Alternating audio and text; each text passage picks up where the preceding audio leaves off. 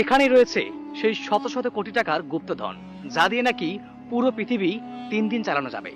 যারা এই গুপ্তধন লুণ্ঠন করার চেষ্টা করেছে তাদেরই নাকি সাপের কামড়ে ভয়াবহ মৃত্যু হয়েছে। এটাই সেই জায়গা। এখানে যে সম্পদটা আছে অল পৃথিবী আড়াই আড়াই দিনকে খোরাক রয়েছে এবং অনেক লোক অলৌকিত ভাবে দেখেছে সাপ অনেক কিছু, যার কারণে এখানে সবাই আসে। এটা গুপ্তধন, এটা আছে, এটা সবাই বলে এবং অনেক ফকিরা আসে তারা এখানে চেষ্টাও করছে, আমরা দেখছি, কিন্তু তারপরে চেষ্টা করাচ্ছে কিন্তু তারা ব্যর্থ হয়ে চলে গেছে। আমাদের ওই মানে কাকরাইল আফতাব ফকির মারাও গেছে অবশ্য। আর এই শত শত কোটি টাকার ধন সম্পদ পাহারা দিচ্ছে এক বিষধর কান্নাগিনী সাপ। তাই আজ পর্যন্ত যারাই এই সম্পদ তুলতে গিয়েছিল তারা কেউ আর জীবিত ফেরেনি। মারাও গেছে, মেলা ফকির ফেরতও গেছে, পারেনি। তারপর তো মনি সাপ দেখছি আমি ছোট, কি সাপ সেটা চেনা যায় না, কিন্তু সাপগুলো খেলে এরকম। ওই দুটো পেঁয়াজ লেগে ওঠে, আবার পড়ে যায়। বহু মানুষ এখানে কাতার ধরে দেখা হয়।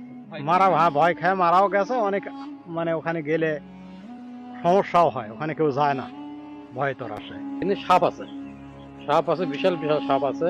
একদম মানে ভয়ে মারা গেছে আর কি সাপ দেখে। আসসালামু আলাইকুম বন্ধুরা, আজকে আপনাদেরকে এমন একটি অলৌকিক এবং অদ্ভুত জায়গা নিয়ে যাব যা বগুড়ার কাহালু উপজেলার পাইকর ইউনিয়নে অবস্থিত।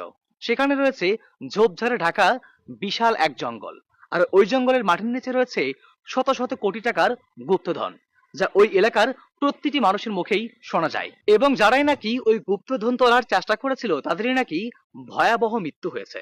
এবং ওই জায়গাতে নাকি অনেক বড় বড় বিষধর সাপ দেখা যায়, যার কারণে এলাকাবাসী এখনো সেই জায়গাতে যেতে ভয় পায়। তো চলুন আমরা সেই ভয়ানক জায়গাটি দেখে আসি এবং জেনে আসি সেই জায়গাটির ইতিহাস।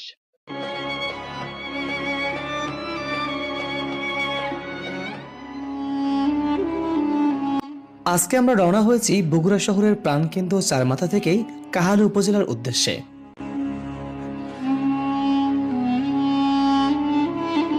এই কাহালু উপজেলার পাইকর ইউনিয়নের যোগীর ভুবন এলাকাতে রয়েছে ঝোপেঝাড়ে ঢাকা এক জঙ্গল, যার মধ্যে নাকি লুকিয়ে আছে শত শত কোটি টাকার ধন সম্পদ।